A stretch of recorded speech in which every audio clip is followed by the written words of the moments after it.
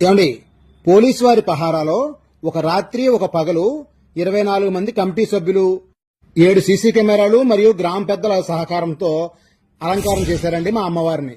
మా అమ్మవారు ఎవరో కాదండి, తూర్పుగోదావరి జిల్లాలోని రాజమండ్రి కూతవేడి దూరంలో ఉన్న కడీపులంక బురిలంక మధ్యలో ఉన్న అమ్మవారే శ్రీ ముసలమ్మ అమ్మవారు.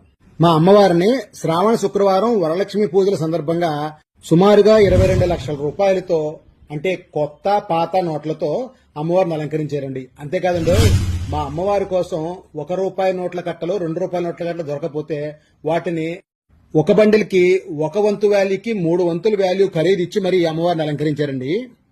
అమ్మవారి అలంకారానికి గ్రామస్తుల సహకారం, ముఖ్యంగా కమిటీ వాళ్ల సహనం మెచ్చుకోదగ్గదేనండోయ్. మా అమ్మవారిని ప్రతి పండక్కి ఒక్కోలా అలంకరించడం ఇక్కడ ఆనవాయితీగా వస్తుంది. అమ్మవారి అలంకారం అయితే సుమారుగా 3 రోజుల పాటు భక్తుల సందర్శనార్థం ఉంచుతారండి. అవకాశం ఉన్నవారు దర్శనం